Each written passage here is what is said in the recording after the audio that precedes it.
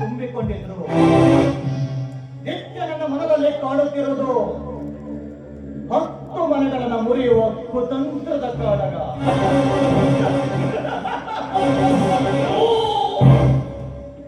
ಹೆತ್ತವರಿಗೆ ಬೇಕಾಗಿರುವುದು ನಿತ್ಯ ನ್ಯಾಯ, ನೀತಿ, ಧರ್ಮ. ಅವರ ರಕ್ತ ಹಂಚಿಕೊಂಡು ಬಂದಿರುವ ಈ ಮಹಾಂತೇಶನಿಗೆ ಬೇಕಾಗಿರುವುದು ಹೆಂಡ, ಕಂಡ ಕಂಡ ಯೌವನದ ಹೆಣ್ಣುಗಳು.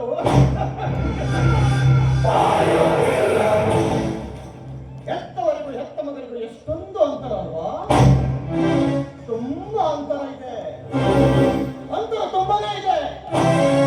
ಬಹಿರಂಗದಲ್ಲಿ ಬದುಕುವುದು ಹೆತ್ತವರ ಕೀರ್ತಿ, ಅಂತರಂಗದಲ್ಲಿ ಬದುಕುವುದು ಈ ಮಹಾಂತೇಶನ ಮಡಿಲಲ್ಲಿ ವಿಷಕೊಂಡ.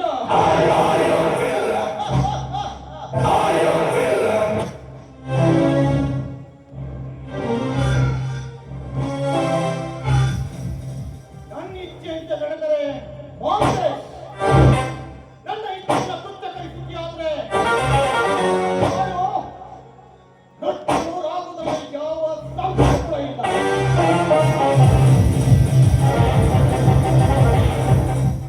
ಅಂಬಿಕಾ ಏನವಳ ಅಂದ, ಏನವಳ ಚಂದ, ಅವಳ ಅಂದ ಚಂದವನ್ನ ಹಾಡಿ ಹೊಗಳಲು ಸಾಧ್ಯವೇ ಇಲ್ಲ. ಅಂಬಿಕಾ, ನಾನು ನಿನ್ನನ್ನು ತುಂಬಾ ಪ್ರೀತಿಸ್ತಾ ಇದ್ದೇನೆ ಕಣ. ನಿನ್ನ ಪ್ರೀತಿಯನ್ನು ನಾನು ಹೇಗೆ ವ್ಯಕ್ತಪಡಿಸಿದೆ? ಒಂದಲ್ಲ ಒಂದು ದಿನ ನಿನ್ನ ಪಡಿತೀನಿ. ಕಲಿಯುಗ, ಈ ಕಲಿಯುಗದಲ್ಲಿ ತಿಳ್ಕೋಬೇಕಾದದ್ದು ಬಹಳಷ್ಟಿದೆ.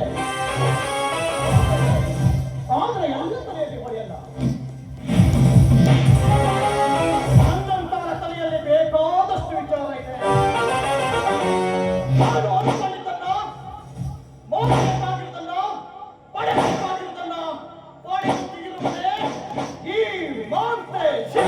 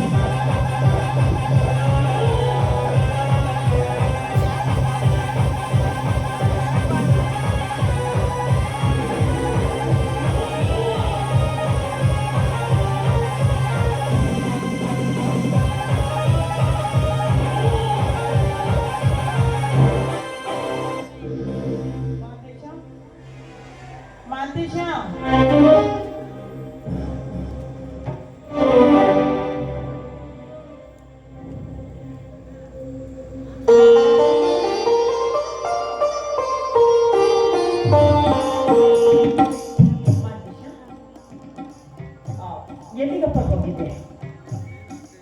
ಏನಮ್ಮ 24 ಗಂಟೆ ಮನೇಲಿ ಕೂತು ಟೈಮ್ ಪಾಸ್ ಮಾಡ್ಬೇಕಂದ್ರೆ ಹೇಗಮ್ಮ ಮಾಡೋದು? ಮನೇಲಿ ಕೂತು ಬೇಸರ ಆಗ್ತೈತಮ್ಮ. ಅದಕ್ಕೋಸ್ಕರ ಆ ಫ್ರೆಂಡ್ಸಿಗೆ ಮೀಟ್ ಆಗೋಣ ಅಂತ ಸ್ವಲ್ಪ ಹೊರಗಡೆ ಹೋಗಿದ್ದೆ ಅಷ್ಟೇ ಅಮ್ಮ. ಅಲ್ವಾ ಮಾದೇಶ, ನೀನು ಮನೆಗೆ ಬರುವುದೇ ಅಪರೂಪಕ್ಕೊಮ್ಮೆ ಅಂದಾಗ ಬಂದಾಗಲಾದ್ರೂ ಒಂದು 4 ದಿನ ಮನೆಯಲ್ಲಿ ಇದ್ದು ಹೋಗಬಾರ್ದ? ನೀನು ದಿನ ಬೆಳಗಾದ್ರೆ ಸಾಕು, ನಿಮ್ಮ ತಂದೆಯವರು ನನ್ನ ಮಗ ಮಾಂತೇಶನಲ್ಲಿ ಅಂತ ಹೇಳ್ತಾನೆ ಇರ್ತಾರೆ. ಹೋಗ್ಲಿ ಬಿಡು, ಇವತ್ತೊಂದು ದಿನ ಆದ್ರೂ ಮನೆಯಲ್ಲಿ ಇರು, ಆಯ್ತೆ? ತೆಗೆದುಕೋ ಹಾಲು. ಇದೇನಮ್ಮ, ಸಣ್ಣ ಮಗುವಿಗೆ ಹಾಲು ಕುಡಿಸಲು ಬಂದಿರುವ ಹಾಗೆ ನನ್ನನ್ನ ಹಾಲು ಕುಡಿಸಲು ಬಂದಿರುವೆಯಲ್ಲ? ಏನಮ್ಮ, ನಾನೇನು ಚಿಕ್ಕ ಮಗುನ? ನೋಡಮ್ಮ, ತಾಡಿ ಮೀಸೆ ಎಲ್ಲ ಬಂದ್ಬಿಟ್ಟು ಪ್ರಾಪ್ತ ವಯಸ್ಸಿನ ಮಗ ಅಮ್ಮ ನಾನಿವಾಗ. ಮಾಂತೇಶ, ನೀನೆಷ್ಟೇ ಬೆಳೆದು ದೊಡ್ಡವನಾದರೂ, ದೊಡ್ಡ ಸ್ಥಾನದಲ್ಲಿ ಇದ್ದರೂ ನೀನು ಯಾವತ್ತೂ ನನ್ನ ಮಗನೇ. ನೀನು ಚಿಕ್ಕವನಾಗಿರುವಾಗ ನನ್ನ ಮಗ ಚೊಕ್ಕವಾಗಿ ಬೆಳೀಲಿ ಅಂತ ನಾನು ನಿನಗೆ ಹಾಲನ್ನು ಕೊಡ್ತಾ ಇದ್ದೆ. ಆದ್ರೆ ಆ ಸಂಪ್ರದಾಯವನ್ನ ನಾನಿನ್ನೂ ಮರ್ತೇ ಇಲ್ಲ. ನೀನು ಆಗೊಮ್ಮೆ ಈಗೊಮ್ಮೆ ಮನೆಗೆ ಬಂದಾಗಲೂ ಕೂಡ ಹಾಲನ್ನು ಕೊಡ್ತಾನೆ ಇದ್ದೀನಿ. ಯಾಕೆಂದ್ರೆ ನನ್ನ ಮಗ ಚೆನ್ನಾಗಿರ್ಲಿ ಅಂತ. ಹೆತ್ತಕ ತಾಯಿಯ ಕೈಯಿಂದ ಹಾಲು ಕುಡಿದರೆ ಯಾವತ್ತೂ ಕೆಡಕಾಗಲಾರದು ಕಂಡ. ತೆಗೆದುಕೊಳ್ಳೋಣ. ಹೆತ್ತವರ ಕರುಳಿನ ಪ್ರೀತಿಯನ್ನು ತಿಳಿದಾರದೆ ಏನೇನೋ ತಪ್ಪು ಮಾತಾಡ್ಬಿಟ್ಟೆ ಅಮ್ಮ ನಾನು. ಇನ್ನು ಮುಂದೆ ನಾನು ಊರಿಗೆ ಬಂದಾಗ ಪ್ರತಿನಿತ್ಯ ನಿನ್ನ ಕೈಯಿಂದ ಹಾಲು ಕುಡದೆ ಹೊರಗೆ ಹೋಗ್ತೇನೆ, ಆಯ್ತಾ? ತಾರಮ್ಮ.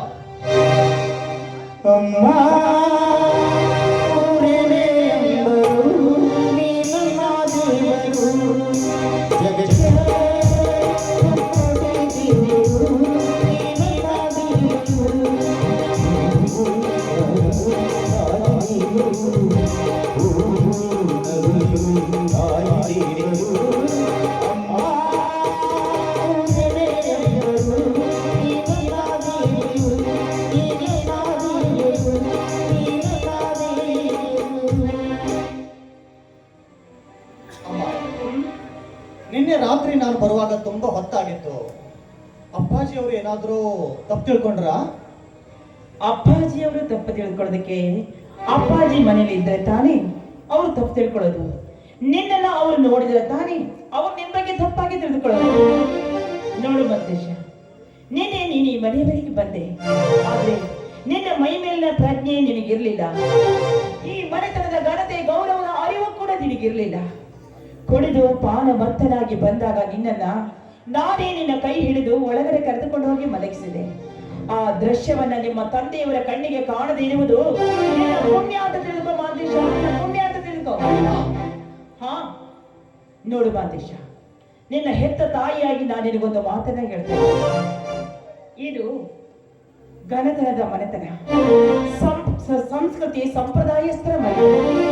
ಇಂಥವರ ಮನೆತನದ ಮಗನಾಗಿ ನೀನು ಯಾವತ್ತು 10 ಜನರಿಂದ ಗೌರವವನ್ನ ಪಡೆದುಕೊಳ್ಳುವಂತ ಕೆಲಸ ಮಾಡಬೇಕೇ ವಿನಃ ಕಳೆದುಕೊಳ್ಳುವಂತ ಕೆಲಸವನ್ನಾಗಿ ಯಾವತ್ತೂ ಮಾಡಬಾರದು. ಈ ವಯಸ್ಸಿನಲ್ಲಿ ಕುಡಿಯುವುದು, ಸೇದುವುದು, ಜೂಜಾಡೋದು ಮಾಡ್ತಾ ಇದ್ರೆ ನಿನ್ನ ಬಾಳೊಂದು ದುರಂತವಾಗುತ್ತೆ. ನಿನ್ನ ಬಾಳೊಂದು ದುರಂತವಾಗುತ್ತೆ. ಅಮ್ಮ, ಅಂಥದ್ದು ಏನ್ ತಪ್ಪು ಮಾಡ್ಬಿಟ್ಟಿದೆ ನಮ್ಮ ನಾನು? ಅಮ್ಮ, ಈ ಕಲಿಯುಗದಲ್ಲಿ ಕುಡಿಯೋದು ಅಷ್ಟು ದೊಡ್ಡ ಅಪರಾಧವೇ ಆಗಿದ್ರೆ? ಕೊಲೆ, ಸುಲಿಗೆ, ಅತ್ಯಾಚಾರ ಮಾಡಿದ್ರೆ ತಪ್ಪಾಗುತ್ತೆ. ದೊಡ್ಡಿಂದು ದೊಡ್ಡವರಾದ ನಾವು ಕುಡಿಯೋದ್ರಲ್ಲಿ ಅಂಥದ್ದೇನೋ ತಪ್ಪಿಲ್ಲಲ್ಲಮ್ಮ. ನೀನ್ ತಿಳ್ಕೊಂಡಿರ್ಬೋದು, ಹಾಗಂತ ನಾವು ತಿಳಿದುಕೊಳ್ಬೇಕಲ್ಲ. ನೋಡು ಮಾಂತೇಶ, ಇದು ಸಂಸ್ಕೃತಿ ಸಂಪ್ರದಾಯಸ್ಥರ ಮನೆತನ. ಈ ಮನೆತನದಲ್ಲಿ ತಪ್ಪು ಮಾಡಿ ಯಾರು ಯಾವ ಜಾಗದಲ್ಲಿ ನಿಂತರೂ ಸಹ ಅವರಿಗೆ ಶಿಕ್ಷೆ ಅನ್ನೋದು ಕಟ್ಟಿಟ್ಟ ಬುತ್ತಿ. ಅಂತವರ ಮಗನಾದ ನೀನು ಅದೇ ರೀತಿಯಾಗಿ ನಡೆದುಕೊಳ್ಬೇಕೆ ಅಂತ ಹೇಳ್ತಾ ಇದ್ದೀನಿ. ಅದನ್ನ ಕಳೆದುಕೊಳ್ಳುವ ಕೆಲಸ ನೀನು ಮಾಡಬಾರದು. ಒಂದು ವೇಳೆ ನೀನು ಆ ರೀತಿಯಾಗಿ ನಡೆದುಕೊಂಡದೆ ಹೌದಾದ್ರೆ ನಿನ್ನ ಬಾಳೊಂದು ದುರಂತವಾಗುತ್ತೆ ಮಹಾಂತೇಶ, ಎಚ್ಚರವಾಗಿದೆ. ಅಮ್ಮ, ತಿಳಿತಮ್ಮ ಹೆತ್ತವರ. ಇನ್ನು ಮುಂದೆ ನನ್ನ ಕೈಯಿಂದ ಈ ತರ ತಪ್ಪ ಆಗ್ತಾ ಇದೆ ಅಂತ ನಾನು ನೋಡ್ಕೊತೀನಿ. ನಿನ್ನೆ ರಾತ್ರಿ ನಾನು ಕುಡಿದು ಬಂದಕ್ಕೆ ಶಿಕ್ಷೆ ನೀಡುವುದಾದ್ರೆ ಈ ಕೈಯಿಂದ ಒಂದೆರಡು ಬೆಟ್ಟು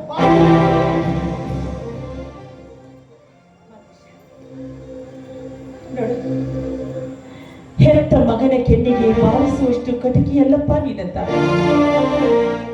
ನನಗಿರುವನು ಒಬ್ಬನೇ ಹೆಣ್ಣು ಅಂದ್ರು ನೀನೇ ಗಂಡು. ಅದೇ ನಿನ್ನ ನೆಡೆ ನುಡಿ ಚೆನ್ನಾಗಿರಲಿ ಅಂತ ಈ ಮಾತನ್ನ ಹೇಳಿದೆ.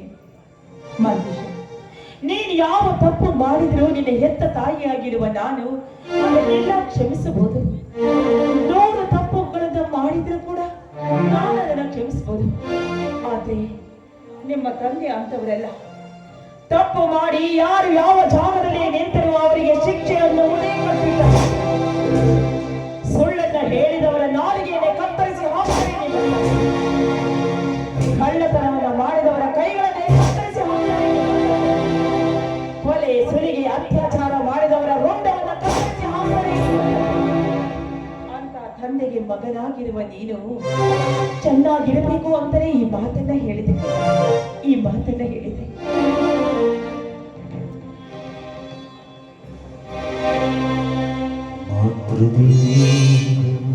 ನಾನು ಒಟ್ಟು ಹೇಳ್ತಾ ಇದ್ದೀನಮ್ಮ, ಇಂಥ ತಪ್ಪನ್ನು ನಾನು ಎಂದಿಗೂ ಮಾಡಲ್ಲ ಅಮ್ಮ. ನಾನಿವತ್ತು ಬೆಂಗಳೂರಿಗೆ ಹೋಗ್ಬೇಕು. ಅಪ್ಪಾಜಿಯವರ ಕಡೆಯಿಂದ ನನಗೆ ಒಂದು 10,000 ರೂಪಾಯಿ ಕೊಡಿಸಮ್ಮ. ಅಲ್ವೋ, ಯಾಕೋ ನೀನು ಚಿಕ್ಕ ಮಗನ ಅಲ್ಲ? 10,000 ರೂಪಾಯಿ ಬೆಂಗಳೂರಲ್ಲಿ ಯಾಕೋ ಸಾಲತ್ತೆ? ಒಂದ್ ಕೆಲಸ ಮಾಡು, 10,000 ಯಾಕೆ 50,000 ಬೇಕಾದ್ರೆ ತೆಗೆದುಕೊಂಡು ಹೋಗು. ನನ್ ತಾನೆ ಸಾಕಮ್ಮ, 10,000 ರೂಪಾಯಿ ಕೊಡ್ತೀನಿ.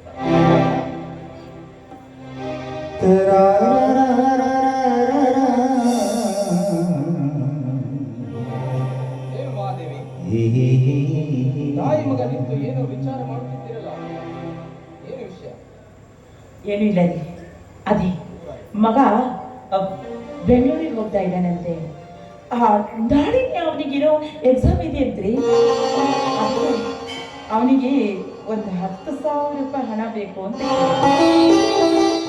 ಏನು ಮಾತು, ಮಗನಿಗೆ 10,000 ರೂಪಾಯಿ ಕೊಡಲು ನನ್ನನ್ನು ಕೇಳಬೇಕೆ? ಅವನಿಗೆ 10,000 ಅಲ್ಲ 50,000 ರೂಪಾಯಿ ಕೊಟ್ಟು ಕಳಿಸು, ನನ್ನದೇನು ಮಾತೆ. ಆದರೆ ನನ್ನದೊಂದು ಮಾತು ಹೇಳಿ ಅಪ್ಪಾಜಿ, ನಿಮ್ಮ ಮಾತು ಚಾಚು ತಪ್ಪ ನಾನು ಭಾವಿಸ್ತೀನಿ ಅಪ್ಪಾಜಿ.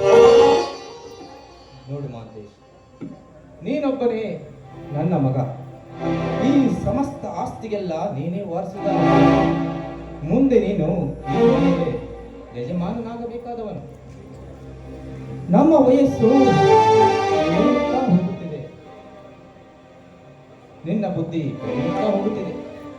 ಈ ಬೆಳೆಯುವ ಬುದ್ಧಿಯಲ್ಲಿ ನಿಷ್ಠೆ, ಪ್ರಾಮಾಣಿಕತೆ ಎಲ್ಲವನ್ನು ನೀನು ಅಳವಡಿಸಿಕೊಳ್ಳಬೇಕು. ನಿನ್ನ ನಿಷ್ಠೆ, ಪ್ರಾಮಾಣಿಕತೆ ಎಲ್ಲವನ್ನು ನೋಡಿ 10 ಜನ ಮೆಚ್ಚುವಂತಿರಬೇಕು. ಅದೇ ನನಗೆ ಹೇಳ್ಕೊಳ್ತಾ ಇರೋದು.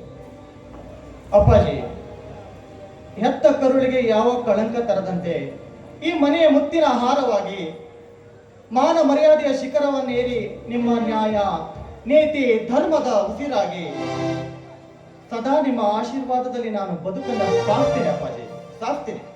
ಮಗನಾದ ನನ್ನ ಮೇಲೆ ಸ್ವಲ್ಪ ನೀವು ನಂಬಿಕೆ ಇಡಿ ಅಪ್ಪಾಜಿ. ಮಾತೇಶ್, ನಾವು ನಿನ್ನನ್ನು ನಂಬುತ್ತೇವೆ.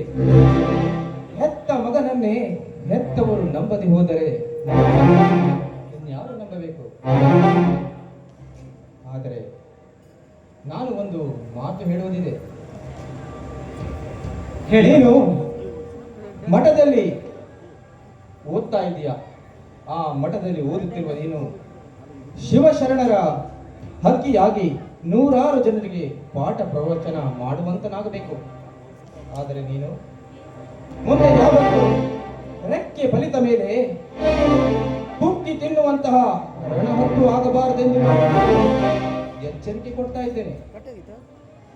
ಅಪ್ಪ, ನಿಮ್ಮ ಅಂತರಂಗದ ಮಾತನ್ನು ನಾನು ಚೆನ್ನಾಗಿ ಅರ್ಥ ಮಾಡ್ಕೊಂಡಿದ್ದೇನೆ ಅಪ್ಪಾಜಿ. ಅಪ್ಪಾಜಿ, ಈ ಹಕ್ಕಿ ಹಸಿ ಮಾಂಸ ತಿನ್ನುವ ರಣಹದ್ದಲ್ಲ, ಶಿವಶರಣರ ಮಠದಲ್ಲಿ ಪಾಠ ಪಠಿಸಿರುವ ಅರಿಗಿಣಿ ಅಪ್ಪ ನಾನು. ನೀವೇ ಕಾದ್ ನೋಡಿ, ಈ ಹಕ್ಕಿ ಹುಕ್ಕುವುದೋ ಅಥವಾ ಹೆತ್ತವರ ಕೀರ್ತಿಯನ್ನ ತರುವುದೋ ಅನ್ನೋದು.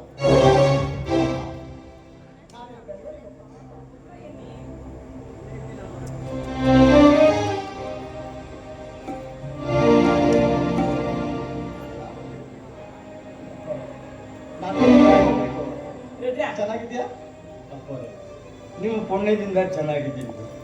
ಇನ್ನೊಂದು 4 ದಿನ ಇದ್ದು ಹೋಗ್ಬಾರ್ದಲ್ಲ ಚಿಕ್ಕಣಿ? ಇಲ್ಲ ರುದ್ರ, ನನಗೆ ಅರ್ಜೆಂಟ್ ಕೆಲಸ ಇದೆ, ನಾನು ಬೆಂಗಳೂರಿಗೆ ಹೋಗ್ಲೇಬೇಕು. ಇನ್ನೊಮ್ಮೆ ಬಂದಾಗ ಒಂದು 4 ದಿನ ಇರುವಾಗೆ ಬರ್ತೀನಿ, ಆಯ್ತಾ? ರುದ್ರ, ಹೊರಗಡೆ ಸೂಟ್ ಕೇಸ್ನಲ್ಲಿ 10,000 ರೂಪಾಯಿ ಇದೆ. ಅದನ್ನು ತೆಗೆದುಕೊಂಡು ನಾವು ಬ್ಯಾಗ್ನಲ್ಲಿ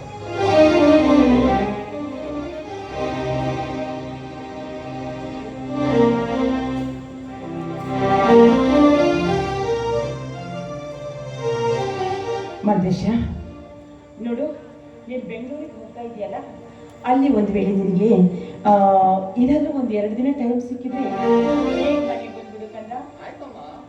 ಅಷ್ಟೇ ಅಲ್ಲ, ನೀನು ಈಗ ಬಸ್ಸಿಗೆ ಹೋಗ್ತೀಯ ತಾನೆ, ನಿನಗೊಂದು ವೇಳೆ ಬಾಯಾರಿಕೆ ಆದರೆ ಮತ್ತೆಲ್ಲೂ ನೀರು ಕುಡಿಬೇಡ. ಬೇರೆ ಶುಂಠಿ ಕಷಾಯ ಇಟ್ಟಿದ್ದೀನಿ, ಅದನ್ನೇ ಕುಡಿ ಕಂದ. ಮತ್ತೆ ನಿನಗೆ ಟೈಮ್ ಸಿಕ್ತಾಗೆಲ್ಲ ಫೋನ್ ಮಾಡ್ತಾ ಇರು.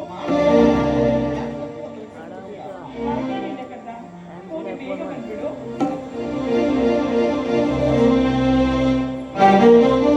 ಬೆಂಗಳೂರಿಗೆ ಹೋದ್ರೆ ನಮ್ಮ ಅಂಬಿಕಾ ಭೇಟಿಯಾಗಿ ಅವಳು ಈ ವರ್ಷ BA ಮುಗ್ದಿರ್ಬೋದ್ರಿ.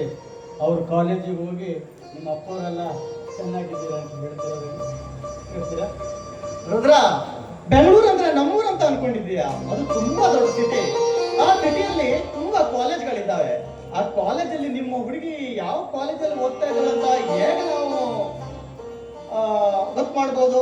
ವಿಳಾಸ ಏನಾದ್ರೂ ಇದೆಯಾ? ಅದಿದ್ರು ಕೊಟ್ಟುಬಿಟ್ಟು ನಾನು ವಿಚಾರಿಸ್ತೀನಿ. ವಿಳಾಸ ಇತ್ತು ಗಣಿ, ಅದು ಮನೆಯಲ್ಲೇ ಮರ್ತು ಬಂದ್ಬಿಟ್ಟೆ. ಇರ್ಲಿ ಬಿಡಿ, ಮತ್ತೊಂದು ದಿನ ಯಾವಾಗಾರು ಭೇಟಿ ಆದ್ರೆ ನಿಮ್ಮ ಅಪ್ಪ ಅವರೆಲ್ಲ ಚೆನ್ನಾಗಿದ್ದೀರಾ ಅಂತ ಹೇಳಿ. ಆಯ್ತು ಬಿಡಿ.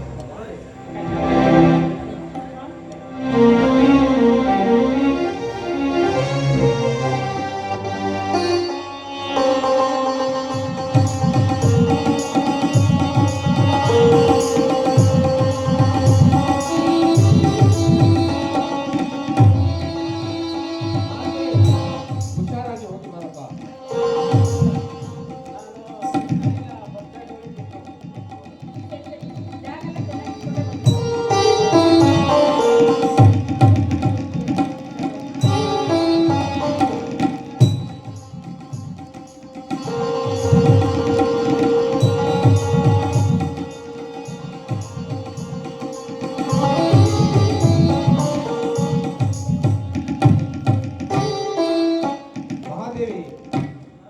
ಮಹಾದೇವಿ, ಹೊಟ್ಟೆ ತುಂಬಾ ಹಸಿತಾ ಇದೆ, ಊಟಕ್ಕೆ ಬಡಿಸ್ತೀಯಾ? ಮತ್ತೆ ಬಿಟ್ಟಿದೆ, ಬನ್ನಿ ಊಟ ಮಾಡಿ.